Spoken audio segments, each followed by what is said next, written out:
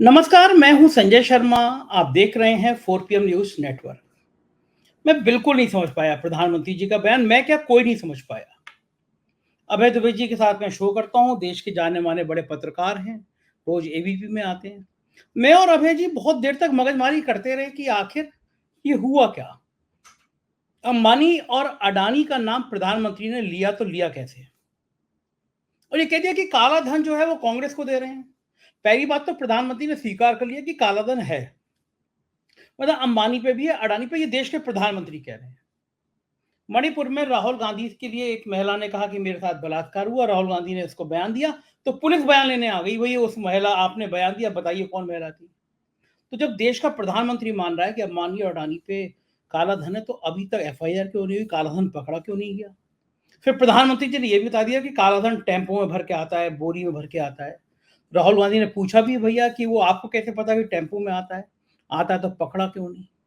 लेकिन बड़ा सवाल यह है कि प्रधानमंत्री खुद मान रहे हैं कि देश के सबसे बड़े कारपोरेट हाउस के लोग कांग्रेस को पैसा दे रहे हैं, और ये बात बच्चा बच्चा जानता है कि कारपोरेट किसी का नहीं होता, कारपोरेट सत्ता का होता है। तो अगर प्रधानमंत्री की बात सही माने कि अंबानी और अडानी कांग्रेस को सच दे रहे हैं पैसा, तो क्या मतलब इन कारपोरेट हाउस को पता चल गया कि क्या कांग्रेस की सरकार आ रही है, प्रधानमंत्री की विदाई हो रही है। और एक ऐसा बड़ा खुलासा है जिसने पूरे कारपोरेट हाउस को, मुझे तो बड़ी चिंता हो रही है, कोई थोड़े बहुत शेयर मैंने ले रखे हैं कि कल शेयर मार्केट ना धड़ाम हो जाए इस खबर को सुन के। तो मेरे को 9 साढ़े 9 बजे शेयर मार्केट का भी इंतजार रहेगा कि भैया क्या स्थिति होगी। लेकिन इस खबर ने बता दिया कि तीसरे चरण के चुनाव के मतदान के बाद प्रधानमंत्री को समझ आ गया कि विदाई की बेला आ गई। प्रधानमंत्री जिस तरह हड़बड़ाए हैं, एक के बाद एक ऐसे स्तरहीन बयान पर आ गए हैं कि 2 भैंसें होंगी, एक भैंस मुसलमान ले जाएगा, मंगलसूत्र, क्या क्या क्या, ब्ला ब्ला ब्ला। चलिए, मैं अभय दुबे जी की बात आपको ले चलता हूँ। बहुत बढ़िया बातचीत है, पूरा इंटरव्यू सुनिएगा। चैनल को ज्वाइन कीजिएगा, सब्सक्राइब करिएगा, मुझे बताइएगा बातचीत कैसी लगी। बहुत योग्य आदमी अभय जी। चलते हैं सीधा उनके पास। 4 PM न्यूज नेटवर्क में स्वागत है अभय दुबे जी आपका। और पहली बार मुझे प्रधानमंत्री नरेंद्र मोदी जी पे तरस आ रहा है। तीसरे चरण के चुनाव नतीजे के बाद जो उनका बयान आया है, वो बहुत दिल को दुख पहुंचाने वाला लग रहा है मुझे। मतलब तरस इसलिए आ रहा है कि मुझे उम्मीद नहीं थी वो ये कह सकते हैं। उन्होंने कह दिया कि भाई कांग्रेस के शहजादे, कांग्रेस अंबानी अडानी से भर भर के पैसा ले रही है, टेम्पो भर भर के पैसा ले रही है।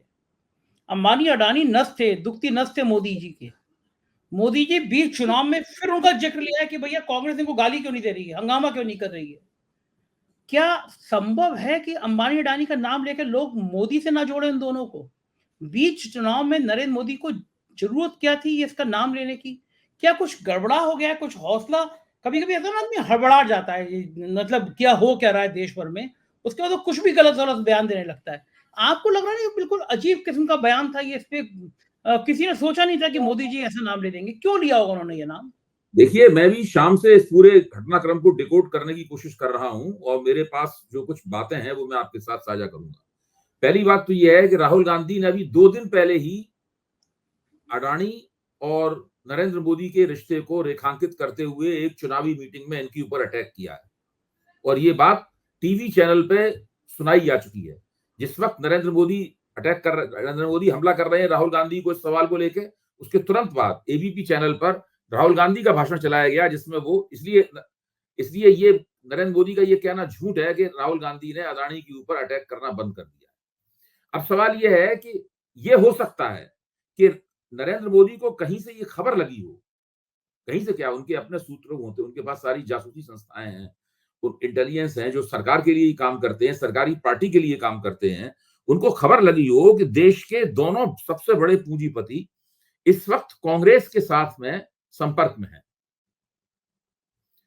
और वो क्यों हो सकते हैं संपर्क में, वो इसीलिए संपर्क में हो सकते हैं क्योंकि उन्हें लग रहा है कि मोदी की तीसरी बार सत्ता पाने की दावेदारी अब सुरक्षित नहीं रही।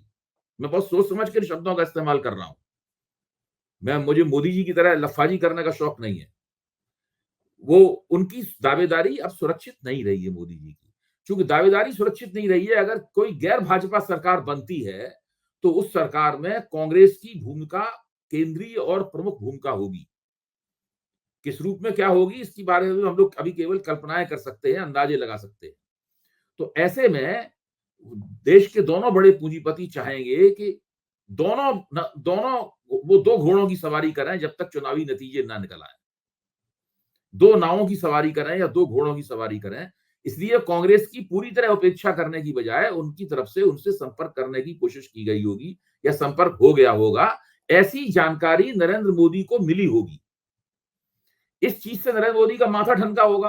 उन्होंने सोचा होगा इसका मतलब ये दोनों बड़े पूंजीपति सोच रहे हैं कि मेरी सरकार नहीं आ रही। इसलिए उन्होंने क्या किया होगा कि उन्होंने निजी तौर पर भी कहा होगा कि तुम दोनों ये गलत काम कर रहे हो, सरकार मेरी आएगी, मैं फिट कर दूंगा दोनों को। और साथ में इसका फायदा उठाने के लिए, ये दिखाने के लिए जनता को कि आरोप मेरे ऊपर लगाया जाता है कि मैं सूट बूट की सरकार चलाता हूं, आरोप मेरे ऊपर लगाया जाता है कि मैं कारपोरेट कैपिटल का दलाल हूं, लेकिन दरअसल कांग्रेस ये काम कर रही है और कांग्रेस वहां से पैसा खा रही है। अच्छा, अब इसमें एक खतरा ये भी है कि नरेंद्र मोदी ये कहते हुए सोच रहे होंगे कहीं इसका प्रभाव ये ना जाए कि लोग ये समझने लगे हैं कि जब देश के बड़े बड़े पूंजीपति ही ये मानने लगे हैं कि नरेंद्र मोदी की सरकार नहीं आ रही है, तो कहीं इसका और ज्यादा हमारे खिलाफ माहौल ना बन जाए। इस खतरे को उठाते हुए नरेंद्र मोदी ने ये कहा होगा। क्योंकि देखिए, चुनाव एक ऐसी तलवार होती है जिसमें केवल दो धारें नहीं होती हैं, एक या दो, कई धारें होती हैं। आप दो से हाथ बचाते हैं, तीसरे से आपका हाथ कट जाता है। ठीक तो बात है। हर चीज, हर कदम जब आप उठाते हैं तो उसमें कुछ ना कुछ नुकसान भी आपका होता है, ये नुकसान होने का अंदेशा होता है। तो आपको हर बार बार दांव खेलने पड़ते हैं। तो नरेंद्र मोदी इस काम में माहिर है। इस मामले में उनकी तारीफ करूंगा कि वो बड़े से बड़ा दांव खेलते हैं। और अभी तक सारे दांव जो उन्होंने खेले हैं, चाहे वो नोटबंदी का दांव रहा हो या कोई दांव रहा हो, उन दावों में उन्हें कमोबेश कामयाबी मिली है। अभी अपनी जिंदगी का सबसे बड़ा दांव इस वक्त खेल रहे हैं। अच्छा, अगर इससे ये छवि जाती है कि अदानी और अंबानी भर के टेम्पो भर के या कांग्रेस को रुपया दे रहे हैं, उससे तो बिल्कुल सबके सामने स्पष्ट हो जाएगा कि देश की कारपोरेट कैपिटल ने नरेंद्र मोदी का साथ छोड़ दिया है या छोड़ने का मन बना लिया है। हाँ, यही मैं कह रहा था, बड़ा खतरा है ये तो। मैं हमेशा से कहता रहा हूं कि वो पार्टी हिंदुस्तान में सत्ता में आ ही नहीं सकती जिसके खिलाफ देश का कारपोरेट कैपिटल खड़ा हुआ हो। देश की ब्यूरोक्रेसी के बड़े अफसर इसके पक्ष में होने चाहिए, कारपोरेट कैपिटल के लोग बड़े पक्ष में होने चाहिए, और ऊंची जातियां भी, मजबूत जातियां भी उसके पक्ष में होनी चाहिए। तब कहीं जाके वो नैरेटिव, वो माहौल बनता है। जब ऐसा होता है उसके बाद मीडिया भी पक्ष में हो जाता है कि कारपोरेट कैपिटल के हाथ में मीडिया है, उसी ने तो पैसा लगाया है। तो अगर अब ऐसे हम देखते हैं ना कि जी मीडिया ने अमित शाह और नरेंद्र मोदी के भाषणों को सीधे लाइव काटने पर रोक लगा दी। बाद में योगी जी ने संपर्क किया, योगी जी के भाषण योगी जी ने संपर्क किया, उनकी टीम ने तो उनकी योगी जी की बात मान ली, उनके भाषण काटे जा रहे हैं, इन दोनों के भाषण नहीं काटे जा रहे। मतलब योगी का भाषण चल रहा है और अमित शाह मोदी का अब ये तो भाषण आप मना कर दिया। मैंने तो हमें वो स्टोरी करी है। यशवंत जी की जो भड़ास है उसमें तमाम पूरा डिटेल उसके है, मौजूद है। हम लोगों ने स्टोरी करी थी इसमें कि भाई कारपोरेट कारपोरेट के, तो मैं ये कह रहा हूं ऐसा क्यों होता है। ये धीरे धीरे करके और भी जगह ये बात फैलेगी कि ये अगर कारपोरेट कैपिटल नरेंद्र मोदी का साथ छोड़ रही है तो उसके हमें अभिव्यक्तियां और भी जगह दिखाई पड़ेंगी।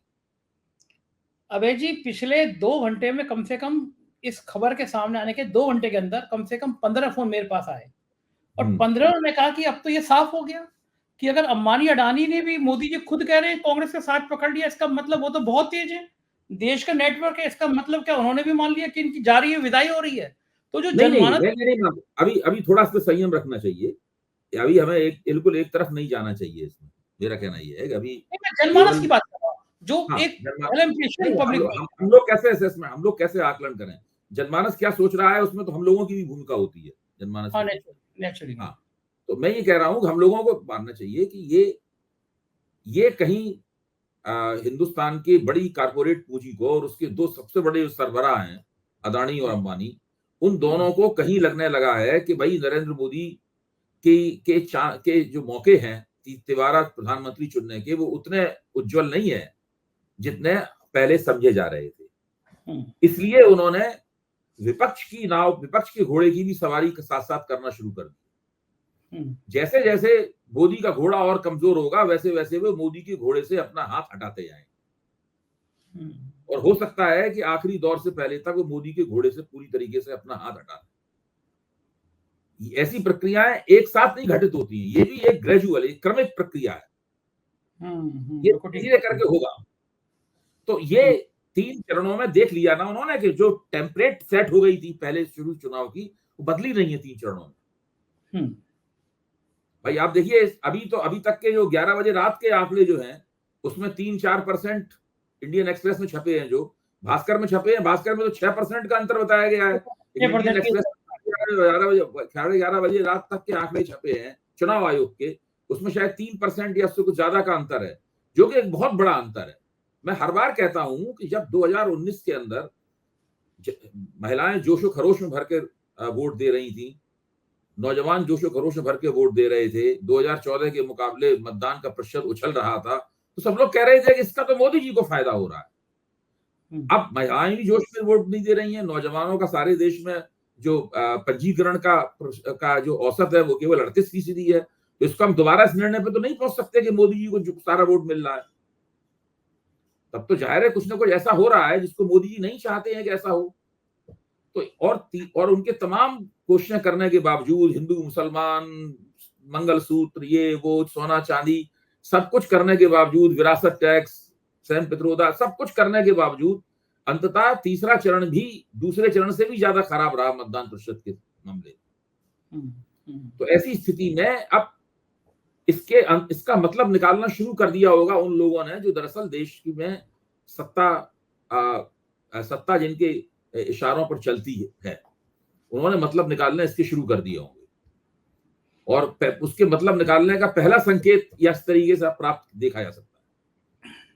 अच्छा, दूसरा एक बात तो बताइए कि मोदी जी ने कहा कि ट्रक भर टेम्पो भर के, झोला भर के रुपए किए, तो अब पब्लिक ये भी तो पूछ रही है कि भाई ईडी सीबीआई इनकम टैक्स कहां थी?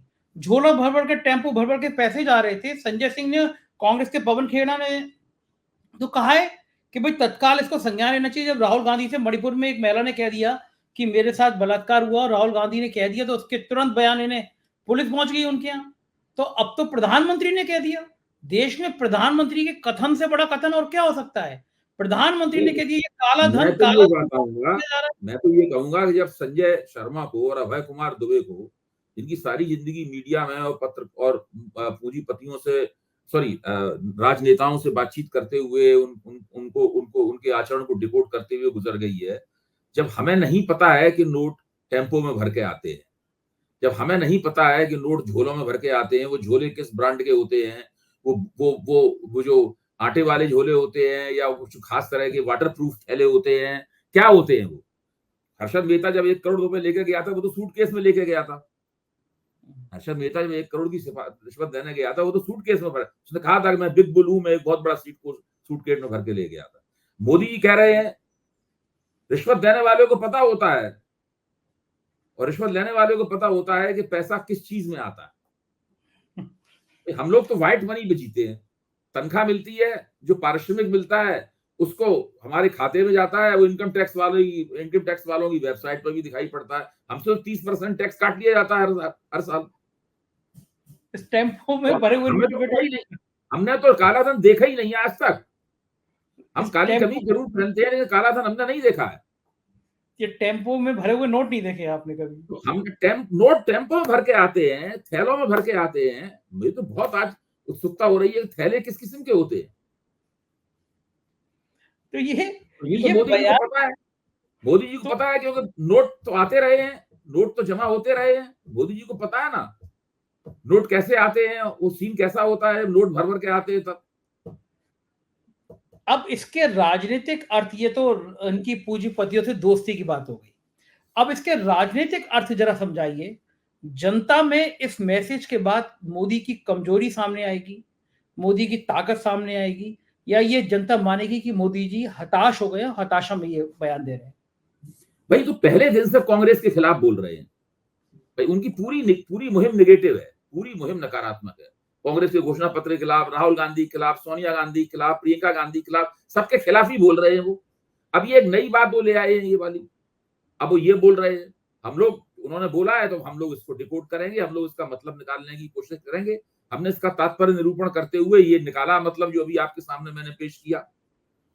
लेकिन क्या जनता पर इसका प्रभाव हो रहा है?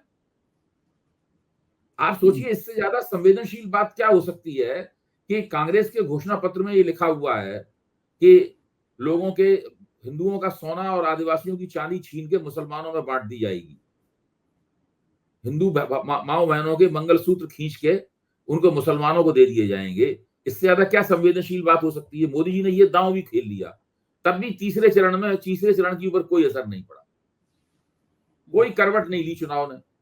चुनाव का टेम्पलेट जो पहले चरण में सेट हो गया था वही तीसरे चरण में दिखाई पड़ता है। मुझे यकीन है कि चौथे चरण में भी वैसे ही रहेगा। पता है आपको, मुझे लगता था, यकीन था कि कांग्रेस का घोषणा पत्र 10,000 लोग भी डाउनलोड करके नहीं पढ़ते देश में। मैंने पूरा घोषणा पत्र नहीं पढ़ा, ईमानदारी बात तो ये है। लेकिन कल मुझे पता चला कि 85 लाख डाउनलोड हुआ है कांग्रेस का घोषणा पत्र कांग्रेस की वेबसाइट से। तो आप सोचो कि 85 लाख लोगों तक मोदी जी ने कांग्रेस का घोषणा पत्र पहुंचा दिया बैठे बैठाए। कांग्रेस को तो इतना फायदा हुआ, कोई कांग्रेस सोच नहीं सकती थी। अगर 85 लाख घोषणा पत्र डाउनलोड हुए हैं तो आप समझ लीजिए कि कम से कम एक व्यक्ति ने इसने घोषणा पत्र डाउनलोड किया होगा, एक वोटर खुद तो वोटर बना होगा और एक वोटर एक्स्ट्रा कम से कम बनाया होगा, या 2 वोटर बनाए होंगे। तो आप समझ लीजिए 1.5-2 करोड़ वोट तो कांग्रेस के बढ़ गए केवल इस प्रधानमंत्री के इस ऐलान के बाद। बिल्कुल। क्यों कर रहे हैं प्रधानमंत्री जी? बहुत सोच समझ के बोलते थे पहले, इस बार क्यों चूक हो रही है? एक तक समझ में आता है, एक तक समझ में आता है। मैं शुरू से कह रहा हूं, और मेरे कुछ साथी भी साथियों ने भी मेरा ध्यान इस तरफ खींचा, मैं उनकी भी प्रशंसा करूंगा कि ये सरकार न महंगाई दूर कर पाई न बेरोजगारी दूर कर पाई। इस सरकार में महंगाई बेरोजगारी बहुत बड़ी है, जनता के दिमाग में ये मुद्दा है। 2019 में जब लोगों से पूछा गया था कि भाई महंगाई को आप किस नंबर पर रखते हैं चुनावी मुद्दों में, तो केवल 4% लोगों ने कहा था कि महंगाई बहुत बड़ा मुद्दा है, बेरोजगारी बहुत बड़ा मुद्दा है। आज 25%, 27% लोग इस बात को कह रहे हैं, यानी 7-8 गुना उनकी संख्या बढ़ गई है। अब मोदी के सामने चैलेंज ये है कि इस चीज को छुपाएं कैसे, कैमोफ्लेज कैसे करें।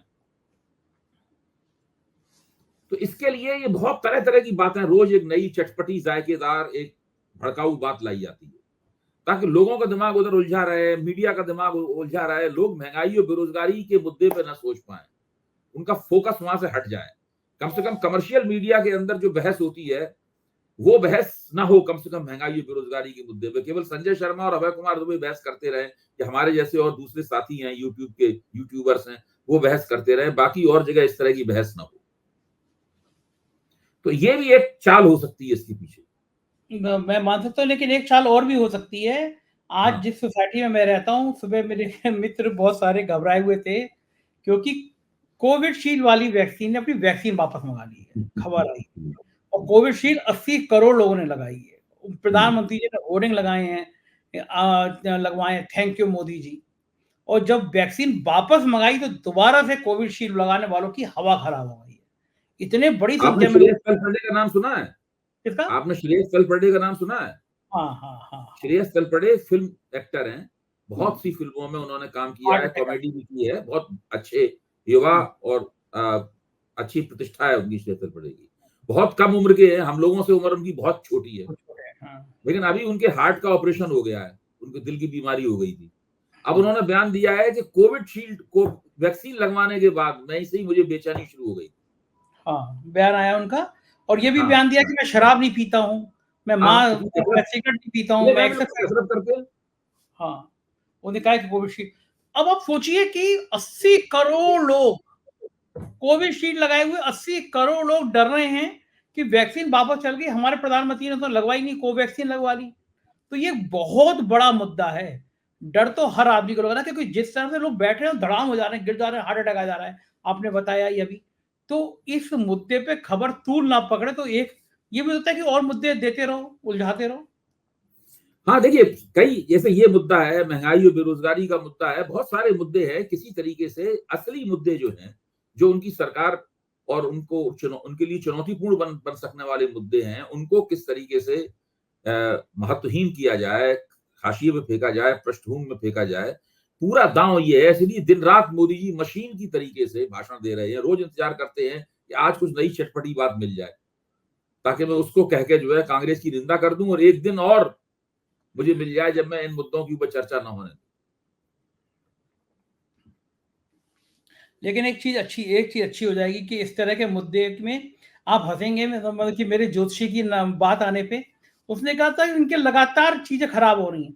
आप सोचो हफ्ते में 2 ऐसे मुद्दे आ जा रहे हैं तो मोदी जी के गले की फांस बन जा रहे हैं। बट हर हफ्ते में 2 मुद्दे ऐसे आ रहे हैं। क्या ये ग्रह, मतलब ग्रह तो आप नहीं मानते हैं, पूजा पाठ आप नहीं करते हैं, लेकिन क्या कुछ चीजें ऐसी कभी कभी आदमी की खराब होती हैं? तो कहा भी जाता है ऊंट पे बैठे आदमी को कुत्ता काट लेता है।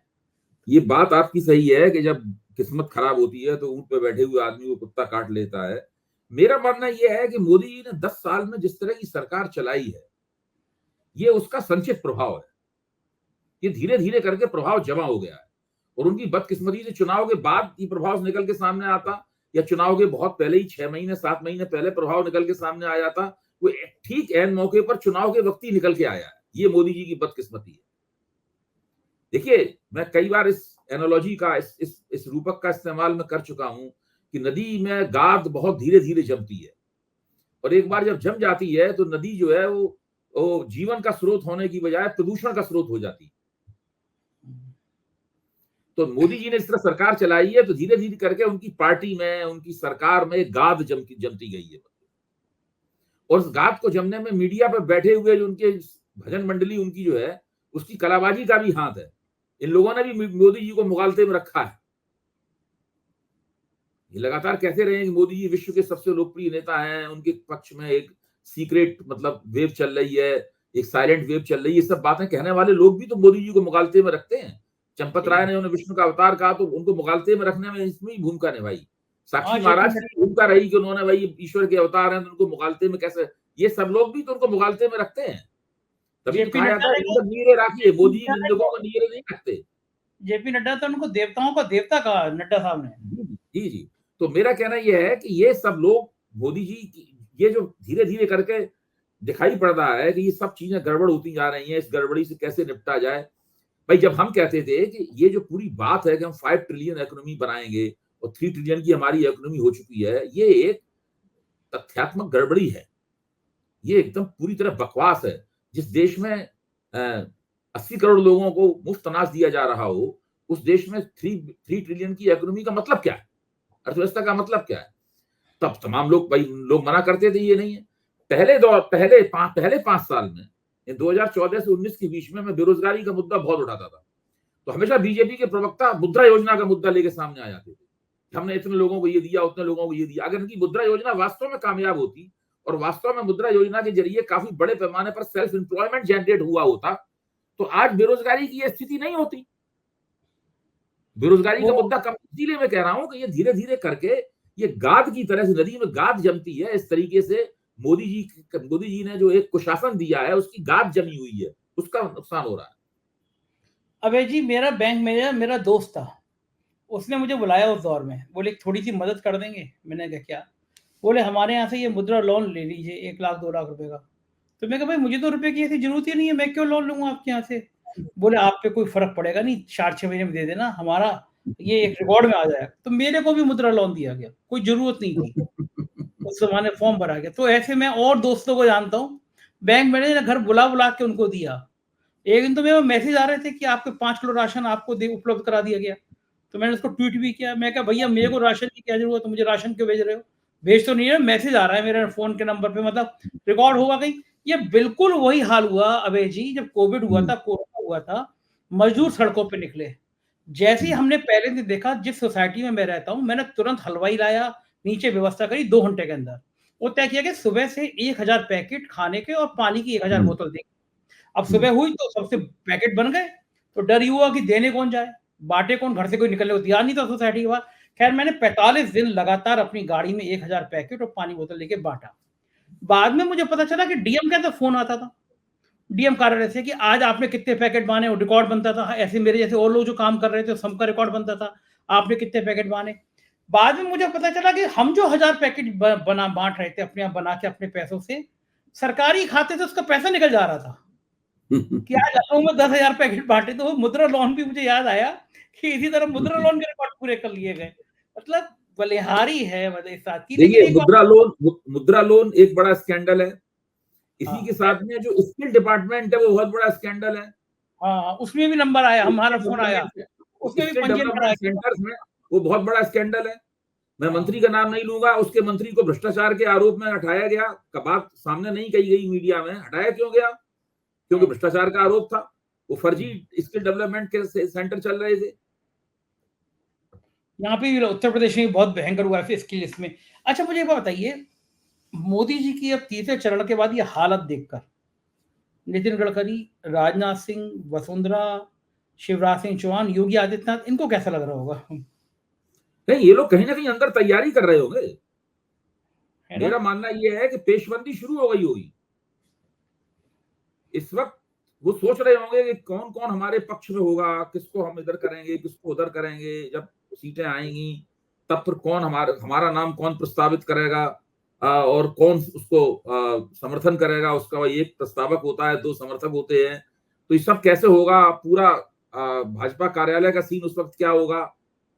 वो तो बीजेपी कार्यालय का सीन होगा ना, क्योंकि तो भारतीय सारा खेल तो भारतीय जनता पार्टी के कार्यालय में होगा, जो यहाँ पे राउज एवेन्यू पे बना हुआ है, दीनदयाल उपाध्याय मार्ग पे बना हुआ है, 5 स्टार कार्यालय बनाया है। जिसको उसमें इन्होंने क्या बनाया होगा है, ये सारे जिसको इन्होंने ही 5 स्टार बनाया है। हाँ। अब देखिए, आज अखबार में खबर छपी है उड़ीसा की, तो आपसे बात हो रही तो मैं उसको साझा कर लूं।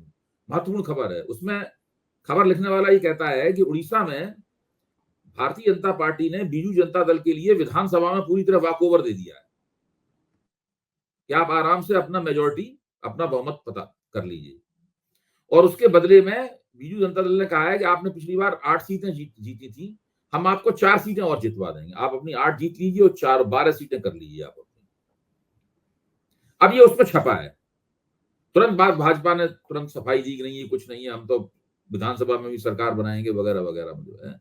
तो इस प्रकार के बहुत सारे जो अंडर हैंड अरेंजमेंट किए हैं भाजपा ने, यानी अघोषित जो समझौते किए हैं भाजपा ने, इस तरह के अघोषित समझौतों की भी पोल खुलेगी तब सामने आ जाएगा, सामने आएगा तो। अच्छा, राजनीति में एक और खेल चल रहा है। पहले चरण के जब प्रत्याशी घोषित हुए तो ये माना गया कि मायावती के प्रत्याशियों ने भाजपा की बैंड बजाई है, और ये तब हैरान हो रहे थे कि हम लोग सोच रहे थे कि मायावती बीजेपी की बी टीम है, लेकिन पहले चरण में ऐसा लगा कि बीजेपी को ज्यादा नुकसान किया। लेकिन उसके बाद दूसरे और तीसरे चरण में आते आते मायावती ने बीजेपी के लिए जितनी खुल के बैटिंग करना शुरू करी, जौनपुर में प्रत्याशी का टिकट काट दिया क्योंकि वो ठाकुर था और लड़ता तो बीजेपी का हारना तय था। बस्ती में उसी को दिया जिसमें नुकसान होता, बीजेपी का फायदा होता। और इस बीच में आकाश के बयान जब वायरल हो रहे थे, एग्रेसिव बयान वायरल हो रहे थे, तीसरे चरण के मतदान के बाद जब ये संकेत आया कि हाथरस जैसी सुरक्षित सीट में भी दलितों का बहुत बड़ा वोट इंडिया गठबंधन में गया है, बदायूं में, आंवला में, बरेली में, संभल में दलितों का बड़ा वोट गया है इंडिया गठबंधन में, तो उसके मतदान खत्म होने के 2-3 घंटे के अंदर अपने भतीजे को, जिसको सब कुछ सौंप रही थी, उसको हटा दिया। ये मायावती इतनी बौखला क्यों हो गई, और क्या बीजेपी की तरफ से कोई मुझे भी आज सवेरे जब मैंने अखबार में खबर पढ़ी तो मुझे भी बहुत आश्चर्य हुआ। मैं तो ये सोच रहा था, मैंने आज भास्कर में लेख भी लिखा है इसके ऊपर, आज भास्कर के संपादकीय पृष्ठ पर मेरा लेख भी छपा है। मैं तो ये सोच रहा था कि मायावती वापसी की कोशिश कर रही है। मायावती कोशिश कर रही है कि उनकी साख, राजनीतिक साख दोबारा बने, इसलिए वो भाजपा का गेम नहीं खेल रही हैं। वो भाजपा को भी नुकसान पहुंचा रही हैं और समाजवादी पार्टी को भी नुकसान पहुंचा रही हैं। शुरू में उनके टिकट वितरण से इस प्रकार का एक अंदाजा लगता था, लेकिन जिस तरह उन्होंने आकाश आनंद ने कुछ अनुभव की कमी के कारण, परिपक्वता की कमी के कारण जो मायावती ने उन पर आरोप लगाया है, उसके चलते उन्होंने कुछ ऐसी बातें कही हैं। मैंने भी उनको वक्तव्य सुने हैं, वो सब डंडा जूता चप्पल वाली बात उन्हें नहीं कहनी चाहिए थी आकाश आनंद को। तो उन्हें चेतावनी जानी चाहिए थी और पब्लिकली कहना चाहिए था कि भाई हमारे यहां इस तरह की भाषा का इस्तेमाल नहीं होता, अब आगे से नहीं होगा ऐसा। उनको अपने उत्तराधिकारी पद से उन्होंने क्यों हटाया, ये सब क्यों किया, ये एक बहुत ऐसी बात है जिससे संदेह होता है कि मायावती कहीं ना कहीं भारतीय जनता पार्टी के दबाव में है। बिल्कुल ठीक कह रहे हैं आप। और दुविधा की शिकार भी लगती है भाई। एक तरफ उनको ये भी है कि अगर वो इस चुनाव में टक्कर हो गई, फिर से दोबारा ऐसी विधानसभा चुनाव में हुई थी, उनकी राजनीति खत्म हो जाएगी, तो वो अपनी राजनीति भी बचाना चाहती हैं और भारतीय जनता पार्टी के दबाव में होने के कारण भाजपा को नाराज भी नहीं करना चाहती। तो दोतरफा खेल भी खेल रही है शायद। बिल्कुल ठीक कह रहे हैं आप, ये लग रहा है। और जाहिर है राजनीति दिन पर दिन गर्म होती रहेगी और हम आपसे बातचीत करते रहेंगे। बहुत बहुत शुक्रिया अभय जी, आपने इतना कीमती समय दिया। आभार। तो ये थे अभय दुबे जी, सुना आपने, और मुझे लगता है आपको भी मजा आया होगा इस बातचीत में। आप बताइएगा आपको क्या लगता है कि प्रधानमंत्री ने बयान क्यों दिया? बच्चा बच्चा गांव का कहने लगा कि ये सरकार कारपोरेट की है, गरीबों की नहीं। क्या इस डर की वजह से, या फिर वास्तव में अंबानी अडानी कांग्रेस को पैसा देने लगे? जो भी हो कमेंट में बताइएगा अपनी राय। बहुत बहुत शुक्रिया इस वीडियो को देखने के लिए और मेरा साथ देने के लिए। Thank you.